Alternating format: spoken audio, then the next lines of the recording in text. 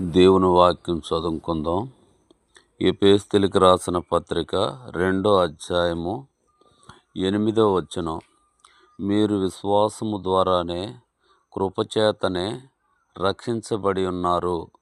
ఇది మీ వలన కలిగినది కాదు, దేవుని వరమే. చాలు. దేవుడు మన వినికిడిలో ఈ వాక్యాన్ని దీవించునుగాక. మనకు సంపూర్ణ ఆరోగ్యం దయచేయునుగాక. మనకు దీర్ఘాయుషు కలుగు చేయునుగాక. మనకు ఐశ్వర్యము దేవుడు అనుగ్రహించునుగాక. కాబట్టి దేవుడి వాక్యాన్ని మనం జ్ఞాపకం చేసుకున్నట్లయితే అపోస్తులైన పౌలు గారు ఎఫెసీయులకు రాస్తూ ఎఫెసీలో ఉన్నటువంటి విశ్వాసులతో మాట్లాడుతున్నాడు. వారి రక్షణను బట్టి వారు ఎలా రక్షించబడ్డారు, వారు ఎలా దేవుని బిడ్డలయ్యారు, ఈనాడు దేవుడి సంఘములో ఎలా చేర్చబడ్డారు, దేవుణ్ణి ఎలాగ ఆరాధిస్తున్నారు అనేదాన్ని అపోస్తులైన పౌలు గారు మాట్లాడుతున్నారు.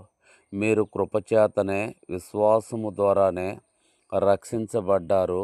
ఇది మీ వలన కలిగినది కాదు, దేవుని వరమే అంటున్నాడు. మనము దేవుని వరాన రక్షించబడ్డాం. ఎంతోమంది లోకములో ఉండగా వారిని దేవుడు ఇష్టపడలేదు, వాళ్ళు దేవుణ్ణి కోరుకోలేదు, దేవుడు వారిని తన రాజ్యం కొరకు సిద్ధపరచుకోలేదు. దేవుడు మనల్ని కోరుకున్నాడు, మనల్ని ఏర్పరచుకున్నాడు, మనల్ని తన రాజ్యం కొరకు ఇష్టపడ్డాడు. ఎంతోమంది ఉండగా మనల్ని దేవుడు ఇష్టపడ్డాడనమాట. అందుకే దేవుని వాక్యం జగత్ పునాది వెయ్యబడక మునుపే క్రీస్తు యేసులో ప్రేమ చేత మీరు రక్షించబడ్డారు అని రాయబడింది. ప్రేమ చేత మనల్ని రక్షించుకున్నాడు, ప్రేమతో మనల్ని రక్షించుకున్నాడు.